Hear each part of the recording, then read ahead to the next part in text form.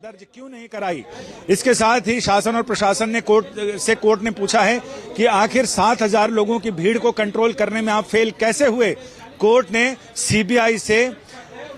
बृहस्पतिवार तक गुरुवार तक स्टेटस रिपोर्ट दाखिल करने को कहा है और साथ ही पांचवी सबसे बड़ी बात यह है कि 10 सदस्यीय टास्क फोर्स जिसमें देश के अलग अलग हिस्सों के अलग अलग विभागों के चिकित्सा संस्थानों से जुड़े हुए विशेषज्ञ शामिल हैं और इसके साथ ही सरकार की ओर से पदेन कैबिनेट सेक्रेटरी और हेल्थ सेक्रेटरी उनको भी इसमें शामिल किया गया है। तो कुल मिलाकर 8 लोग विशेषज्ञ हैं और 2 उसमें पदेन नियुक्तियां हैं, यानी 10 सदस्यों की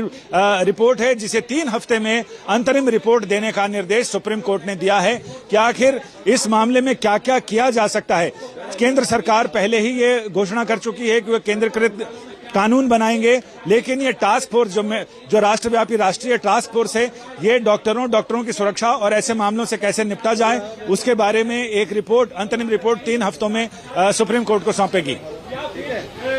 तो यानी अब जब अगली सुनवाई 22 तारीख को होगी तो उसमें जो स्टेटस रिपोर्ट है वो सीबीआई उस पर जानकारी हासिल करेगी कि अभी तक फिलहाल सीबीआई ने क्या क्या किया, उसके अलावा और क्या होने वाला है 22 तारीख को।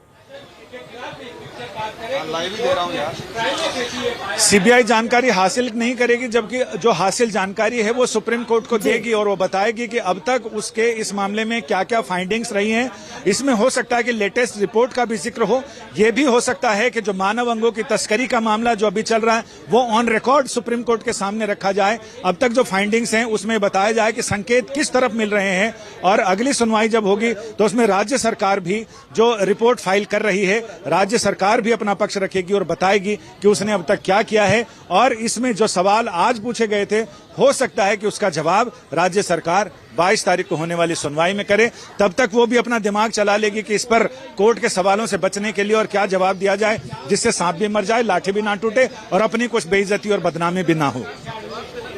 लेकिन आज तो कोई कोर कसर रही नहीं। आप जिन चीजों जो फैक्ट्स हैं उन पर क्या झूठ बोलेंगे। आप जब कोर्ट पहली बार जब ये पूछ रहा है कि एफआईआर किसने दर्ज कराई तो आप उसमें पहले रुकते हैं कपिल सिब्बल, फिर सोच के उसमें चेक करके कहते हैं, अब जानकारी देते हैं कि पिता ने पहली एफआईआर कराई, वो भी शव हैंडओवर होने के 3 घंटे बाद। तो इन सारे फैक्ट्स को आप कैसे छिपा सकते हैं? जी हाँ, बिल्कुल जाहिर है कि वकीलों की यही भूमिका शुरू होती है। वो बताते हैं कि इसको ऐसे कर लीजिए, इसको ऐसे कर लीजिए, इसको ऐसे कर लीजिए। तो यहाँ से अब वकीलों, अभी तक तो अप्रत्याशित जो हमला था वो था सवालों का, अब उसके जवाब सोच समझ कर दिए जाएंगे और वकील तभी तो हत्या को आत्महत्या और एक्सीडेंट बता देते हैं, लोगों को बरी करा कर ले जाते हैं। ये न्याय दिलाने का यही तरीका है और इसमें पीड़िता के पक्ष को रखने के बजाय कोर्ट उस सारी चीजों जो ये पश्चिम बंगाल सरकार है अब उन सारी चीजों पर, जिसे हम लिपापोती कहते हैं आम भाषा में, उसकी कोशिश करेगी। लेकिन ये देखना दिलचस्प होगा क्या सुप्रीम कोर्ट के सामने उसकी लिपापोती की कोशिशें कामयाब हो पाती हैं या फिर और चीजें उजागर होती हैं, यानी जो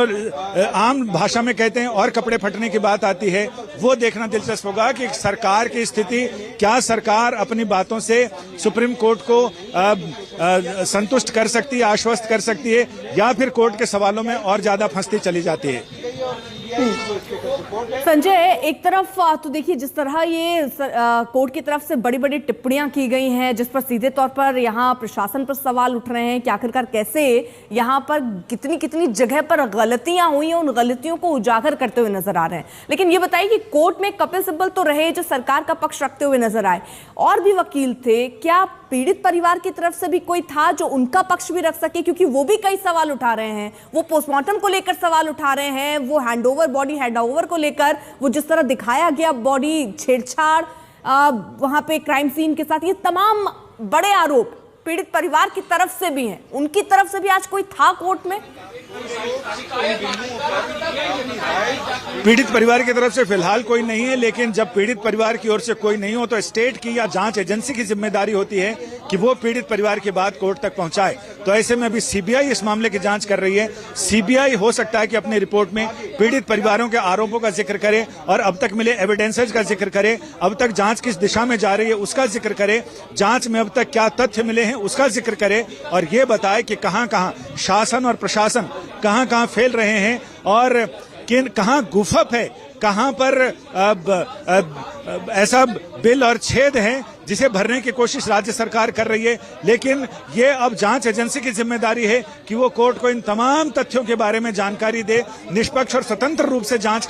की बात बताए और ये बताए कि आखिर आगे जब जांच में और उसे क्या क्या उम्मीदें हैं, क्या क्या सुराग मिले हैं और किस दिशा में वो जांच को आगे बढ़ाना चाहती है, किन किन सुरागों और साक्ष्यों के आधार पर आगे चलना चाहती है, उन तमाम चीजों का जिक्र होगा। इसलिए मुझे लग रहा है कि 22 अगस्त की सुनवाई बहुत अहम होगी, क्योंकि उससे जांच की दशा और दिशा तय होगी और ये पता चलेगा कि आखिर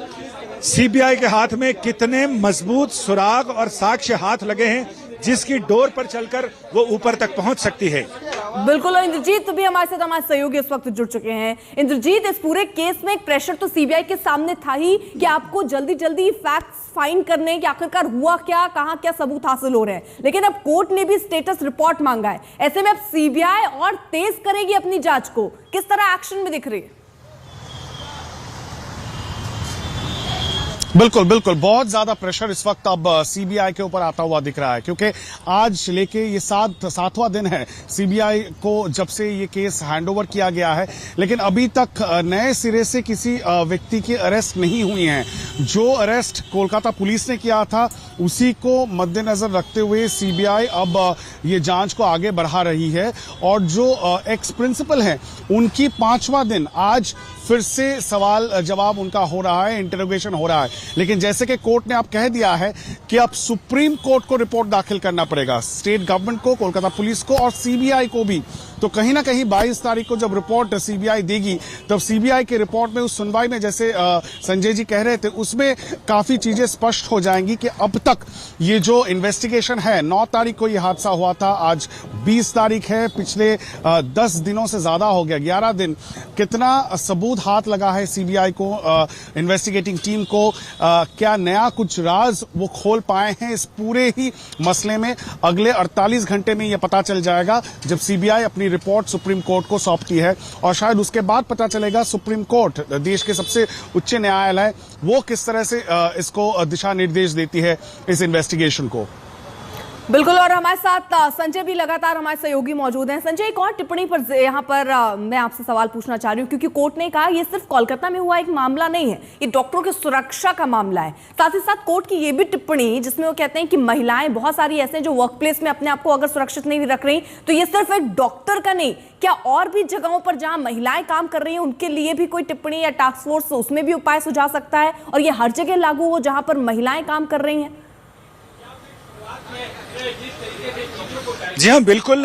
टास्क फोर्स का दायरा काफी विस्तृत होगा और चूंकि सुप्रीम कोर्ट लोगों के बुनियादी अधिकारों का कस्टोडियन है, संविधान का कस्टोडियन है, लिहाजा सुप्रीम कोर्ट ने डॉक्टरों की सुरक्षा सुनिश्चित करने की बात की और इसके साथ ही मरीजों की सुरक्षा सुनिश्चित करने को लेकर भी कोर्ट ने कहा कि डॉक्टर अपनी हड़ताल वापस करें, क्योंकि बहुत सारे मरीजों को, देश में लाखों मरीज ऐसे हैं जिनको परेशानी हो रही है, दिक्कत हो रही है, उनको देखते हुए, मानवता को देखते हुए वो अपने काम पर वापस लौट जाएं। कोर्ट ने कहा कि यह सिर्फ एक मामला नहीं है, बल्कि इसने पूरे देश की आत्मा को झकझोर दिया है। और जो टास्क फोर्स बनाई गई है, टास्क फोर्स न केवल महिलाओं की कार्यस्थल पर सुरक्षा, जो विशाखा गाइडलाइन है, उसको और ज्यादा एनहांस करने पर जोर देगी, इसके साथ ही वो डॉक्टरों की सुरक्षा, कार्यस्थल पर डॉक्टरों की सुरक्षा और अन्य सुरक्षा मानकों के बारे में भी अपनी गाइडलाइन हो सकता है दे, और इसका दायरा काफी विस्तृत रखा जाएगा ताकि ये भविष्योन्मुखी रिपोर्ट हो, भविष्य में इस तरह की सभी घटनाओं पर लगाम लगाने के लिए इसमें सारे इंतजाम हो,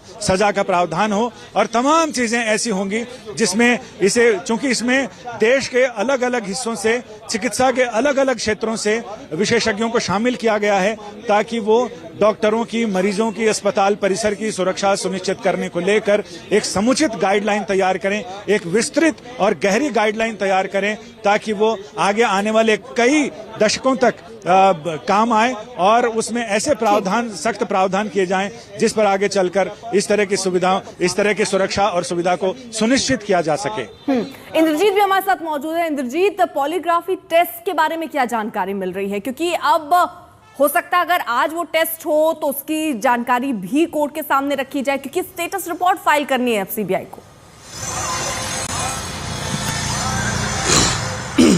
बिल्कुल, सीबीआई का जिस किस्म का भी जांच सीबीआई इस वक्त कर रही है उसका पूरा स्टेटस रिपोर्ट 22 तारीख को कोर्ट के सामने रखना है। और जैसे कि संजय जी कह रहे थे, ये बहुत इंपॉर्टेंट पॉइंट है क्योंकि इस पर जो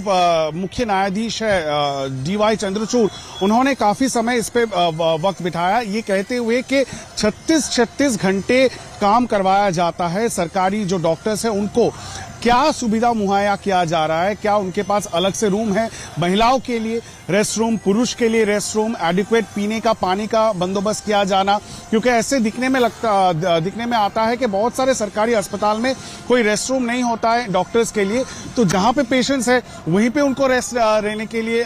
वो फोर्स होते हैं। और ये भी कहा गया है कि सुरक्षा का जो इंतजाम है वो पुख्ता होना चाहिए, क्योंकि सरकारी अस्पताल में ये देखा जाता है कि जो मरीज के फैमिली मेंबर्स है, रिलेटिव्स है, ऐसे बहुत सारे जगह में हमने देखा है कि जब किसी की मौत हो जाती है तो गुस्साई भीड़ आके तोड़फोड़ करना शुरू कर देते हैं, डॉक्टरों को पीटना शुरू कर देते हैं, नर्स के ऊपर हावी हो जाते हैं। तो ये जो फ्री एक्सेस मिलता है उनको, ये भी रेफरेंस दिया गया कि आईसीयू के अंदर भी रिलेटिव्स या लोग बाहर से चले जाते हैं, तो कहीं ना कहीं पाबंदी लगाने की जरूरत है। और ये पूरा फ्रेमवर्क और स्ट्रक्चर बनाने के लिए एक ऐसा नेशनल टास्क फोर्स बनाया गया है जिसमें हर राज्य से, बहुत सारे राज्य से डॉक्टर्स की पार्टिसिपेशन होगी और उनको ये छूट दी गई है कि जो काम उनको दिया गया है उससे बढ़कर अगर उनको लगे ऐसा कोई सजेशन जो वो देना चाहते हैं एज एक्सपर्ट उनके अपने अपने फील्ड में, संदर्भ में, तो वो सुप्रीम कोर्ट को जरूर बताए, ताकि ओवरआर्किंग ये जो